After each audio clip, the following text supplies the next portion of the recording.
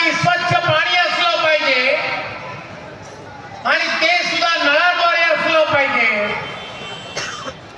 ही संकल्पना तयार केली। लक्षात घ्या, प्रत्येक ग्रामीण भाग असेल किंवा शहरी भाग असेल, प्रत्येकाला आवश्यक असणारं पाणी आणि ते मुबलक पाणी हे प्रत्येकाला मिळावं ही भावना देशाचे पंतप्रधान आदरणीय नरेंद्र मोदीजी त्याचा विचार करतायत। आणि म्हणून देशभरामधील असणाऱ्या प्रत्येक स्थानिक स्वराज्य संस्था असेल किंवा एखादं ग्रामीण भागामधलं गाव असेल, या प्रत्येक गावाला या योजनेसाठी पाईपलाईनसाठी जलस्रोत उपलब्ध असेल तर जलस्रोतापासून त्या शहरापर्यंत येण्यासाठी जे जे आवश्यक निधी आहे तो निधी उपलब्ध करून देण्यासाठी केंद्रातलं आणि राज्यातलं सरकार कटिबद्ध आहे। वैजापूर वासियो, पुन्हा एकदा दिनेशजी यांना या शहराचं नगराध्यक्ष पद आणि त्यांच्या बरोबर असणारे सर्वच्या सर्व नगरसेवक यांना तुम्ही आशीर्वाद द्या। या शहराला आवश्यक असणारं पाण्याची व्यवस्था ही देवेंद्रजींच्या नेतृत्वात करून देण्याची जबाबदारी ही आमची आहे, भारतीय जनता पार्टी। अनेक विषय की ज्या विषयांच्या संदर्भात नागरी सुविधा या शहराला आवश्यक आहे, वाढती लोकसंख्या, शासकीय जागांवरती असणारी गरजेसाठी बांधलेली कदाचित गरिबांची घामाच्या पैशाने तयार केलेली घरं, एखादा गरीब हा कुठेही स्वतःचं हक्काचं घर बनवतो, परंतु अशी घरं ही निर्माण करणं हे अत्यंत गरजेचं आहे। मी आपल्या सर्वांना पुन्हा त्यासाठी आश्वासित करतो की या शहरामधील वंदे वंदे आज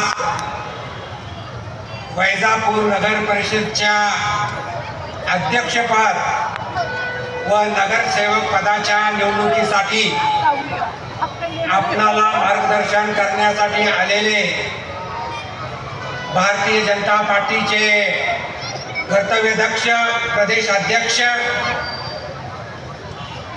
महाराष्ट्र राज्याचे माजी कॅबिनेट मंत्री आमदार रवींद्र चव्हाण साहेब, व्यासपीठावर उपस्थित असलेले संभाजीनगरचे आमदार तथा महाराष्ट्र राज्याचे कॅबिनेट मंत्री माननीय अतुलजी सावे,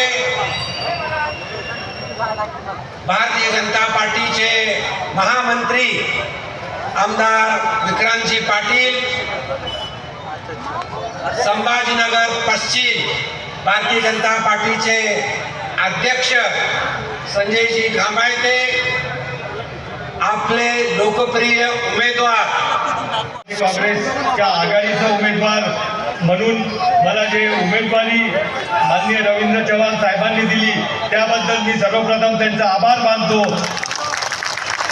व आज माझ्या प्रचारार्थ ते इथे आले त्याबद्दल पण माननीय प्रदेशाध्यक्ष रवींद्र चव्हाण साहेब यांचा मी आभार मानतो। या आजच्या सभेला उपस्थित असलेले आदरणीय सावे साहेब, आदरणीय कराड साहेब, आदरणीय विक्रांत पाटील साहेब, आदरणीय खंबायते साहेब, उपस्थित सर्वच आदरणीय व्यासपीठ, मी जास्त वेळ काही बोलणार नाही। 2-4 गोष्टींचा खुलासा मी इथे करेन फक्त का गेल्या 25 वर्षापासून या शहराची सेवा करण्याची संधी या शहरवासियांनी मला व माझ्या पत्नीला दिलं, त्याबद्दल मी सगळ्या शहरवासियांचं खूप आभार मानतो। तुमच्या या आशीर्वादामुळे शहरात मला भरपूरसे काम करण्याचं संधी भेटली. या शहर 25 वर्षापूर्वी काय होतं आणि आज काय होय हे सगळ्यांना माहिती आहे. विरोधक बोलता का काय केलं, मी आपल्याला सांगतो का या 18 ते 23 मध्ये 200 कोटी रुपये आपण या शहराकरता आणले. त्याच्या पहिल्याच्या काळात कमीत कमी या 25 वर्षाच्या काळात 1500 कोटी रुपये या शहराकरता आणलेले आपण. म्हणजे एवढं विकासाचं काम आपण या शहराकरता केलेले प्रत्येक गोरगरीब माणसाला समाजाला माहिती आहे. आता माझ्यावर आरोप होत आहे का तुम्ही एक पण घरकुल दिलं नाही. पंतप्रधान काम घरकुल योजनेअंतर्गत 700 घरकुल आपण या शहराला दिलेले, रमाईचे 1000 दिलेले. म्हणजे आरोप करायचे माहिती नाही, म्हणजे फिल्टर बंद आहे. सगळ्या लोकांनी बघितलं 2 दिवसापासून फिल्टर चालू आहे का बंद आहे. साफसफाईच्या बाबतीत बोलतात. सगळ्या शहराला माहिती आहे का 2-2.5 वर्ष